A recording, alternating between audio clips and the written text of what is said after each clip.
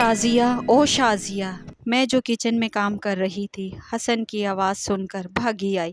جی جی میرے سرتاج، میں حاضر ہوں۔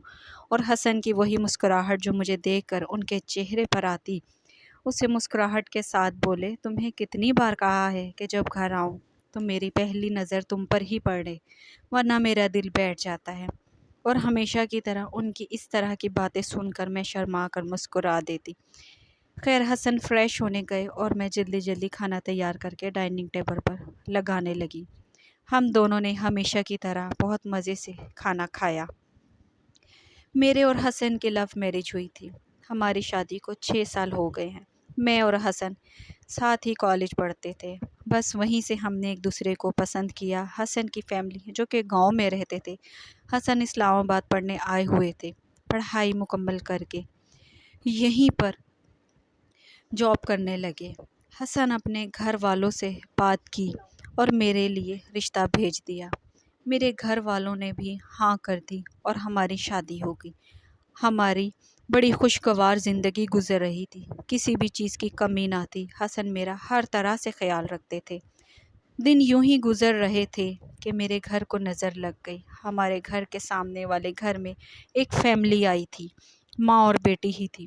لڑکی کا نام فرحین تھا، وہ ماڈلنگ کرتی تھی۔ میری اس سے پہلی ملاقات میں ہی کافی اچھی دوستی ہو گئی۔ البتہ حسن کو برا لگتا تھا، وہ مجھے منع کرتے تھے، یہ مجھے ٹھیک نہیں لگتی ہے، تم اس سے زیادہ میل ملاپ نہ رکھو، مگر میں تو اس کی ڈریسنگ، اس کے سٹائل دیکھ کر ہی امپریس ہوئے جاتی تھی۔ دراصل مجھے اسے دیکھ کر رشک آتا تھا، وہ بہت ہی خوبصورت تھی، اوپر سے اس کی ڈریسنگ بہت اعلیٰ۔ ہم ہر وقت ساتھ رہتے۔ صبح جب حسن کام پر چلے جاتے تو میں فرحین کے پاس چلی جاتی یا پھر وہ آ جاتی۔ ہم ساتھ گھومتے پھرتے، شاپنگ کرتے اور حسن کے آنے سے پہلے میں گھر آ جاتی۔ اکثر حسن کے ہوتے ہوئے بھی فرحین گھر آ جاتی تھی، مگر حسن اگنور کرتے، کمرے میں چلے جاتے۔ ہم ساتھ چائے پیتے تھے، مگر حسن اور کرتے کیا، کمرے میں چلے جاتے۔ میں اور فرحین وہیں بیٹھے رہتے، چائے پیتے، ٹی وی دیکھتے رہتے۔ کچھ عرصے بعد میں نے دیکھا فرحین کے آنے کے بعد حسن بھی ساتھ بیٹھتے ہیں۔ میں کچن جاتی تو کام کر رہی ہوتی تو دونوں کی خوب ہنسنے کی آوازیں آتی، بلکہ ہم لوگ اکثر اب ساتھ گھومنے پھرنے جاتے، کھانا کھاتے، خوب مزے کرتے۔ کچھ دنوں سے فرحین نے گھر نہیں آ رہی تھی۔ میں گھر جاتی تو ملتی نہیں۔ اس کی ماں کہتی فرحین شوٹنگ پہ گئی ہوئی ہے، فون بھی نہیں میرا اٹینڈ کرتی تھی۔ ادھر حسن بھی کافی لیٹ آتے، پوچھنے پر کہتے آفس میں کام بہت زیادہ ہے آج کل، اس لیے لیٹ ہو جاتا ہوں۔ میں نے بھی کوئی خاص نوٹس نہ لیا۔ ایک دن میں نے حسن سے کہا مجھے مارکیٹ جانا ہے کچھ سامان لینے، آپ جلدی آ جانا، مگر حسن مجھے ٹال گئے۔ دن یوں ہی ایسے گزر گئے۔ تیسرے دن میں خود ہی مارکیٹ چلی گئی۔ میں شاپنگ کر کے فارغ ہوئی تو میں کافی تھک گئی تھی، مجھے بھوک لگی تھی۔ میں نزدیکی ریسٹورنٹ چلی گئی، میں نے آرڈر دیا، میں کھانے کا انتظار کر رہی تھی۔ جب ہی میری نظر حسن اور فرحین پر پڑی، وہ دونوں بھی اسی ہوٹل میں کھانا کھا رہے تھے۔ فرحین اور حسن کافی بے تکلف لگ رہے تھے۔ میں تو دیکھ کر سٹ پٹا گئی، یہ سب کیا ہو رہا ہے۔ میں وہاں سے اٹھی اور گھر آ گئی۔ میں یہاں کوئی تماشا نہیں کرنا چاہتی تھی، اسی لیے گھر چلی آئی۔ حسن رات گئے، جب آئے تو مجھے جاگتا دیکھ کر پوچھا کہ خیریت، آج کیسے جاگ رہی ہو؟ حسن نے اتنی لاپرواہی سے کہا، جوتے اتارے اور بستر پر لیٹ گئے، میری آنکھوں کی سرخی بھی نہ دیکھی۔ اب تو حسن گھر آ کر مجھے آواز بھی نہ دیتے تھے۔ آخر میں خود حسن کے قدموں میں بیٹھ گئی اور پوچھا، حسن سچ بتائیے، آپ کہاں سے آ رہے ہیں؟ آپ سارا دن کہاں ہوتے ہیں؟ حسن نظریں چرا کر بولے، تمہیں بتایا تو ہے کہ آفس میں آج کل بہت کام ہے، اسی لیے دیر ہو جاتی ہے۔ مگر میں بولی، حسن سچ بولے، میں نے آج تمہیں دیکھا ہے فرحین کے ساتھ، کھانا کھانے گئے تھے تو وہیں پر میں بھی موجود تھی۔ تم کیا کر رہے تھے اس کے ساتھ؟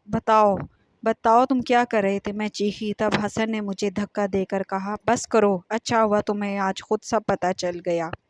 حسن بولنا شروع ہو گئے اور میں حیران ہو کر نم آنکھوں سے سنتی رہی۔ حسن کہہ رہا تھا، میں اور فرحین ایک دوسرے کو پسند کرتے ہیں، میں اور فرحین جلد ہی شادی کر رہے ہیں، فرحین کی شوٹنگ ہے دبئی میں اور وہ مجھے ساتھ لے کر جانا چاہتی ہے، اس کی خواہش ہے کہ میں تمہیں طلاق دے دوں اور دبئی جانے سے پہلے ہم نکاح کر لیں۔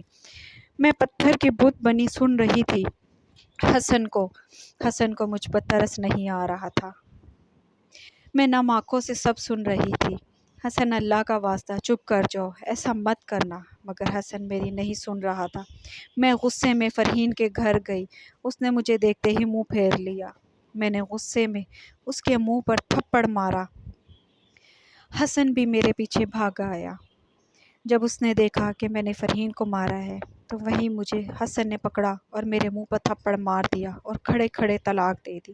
میں روتی رہی۔ میں نے فرحین سے پوچھا، کیوں کیا تم نے میرے ساتھ ایسا؟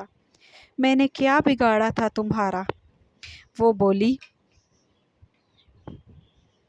مائی ڈیئر، تم جیسی بے وقوف لڑکی میں نے زندگی میں کبھی نہیں دیکھی کہ جو سٹائل، خوبصورتی اور ڈریسنگ دیکھ کر تم پاگل ہو رہی تھی تو تمہارا شوہر کیوں نہیں ہوگا؟ آخر کو وہ ایک مرد ہے، بس وہ میری خوبصورتی دیکھ کر دیوانہ ہو گیا۔ حسن تو پہلی ہی نظر میں میرے دل کو بھا گیا تھا۔ اب یہ تمہاری بے وقوفی کہوں یا بدقسمتی، حسن جیسے خوبصورت مرد کو تمہیں 100 پردوں میں رکھنا چاہیے تھا، مگر تم نے تو خود تھال میں ڈال کر مجھے پیش کیا۔ اس موقع پر فرحین حسن کے گلے لگی ہنس رہی تھی اور حسن بھی مجھے دیکھ کر مسکرا رہا تھا۔ میں روتی ہوئی اپنی بربادی پر باہر آ گئی۔ میں ہی بے وقوف تھی، واقعی اس نے سچ کہا۔ آج اپنی زندگی، اپنا گھر سب برباد کر دیا اپنے ہی ہاتھوں، اور برباد ہو کر اپنی ماں کے گھر آ گئی۔ آج میں حسن کی یادوں میں گھل رہی ہوں اور اپنی بے وقوفی پر سوگ منا رہی ہوں۔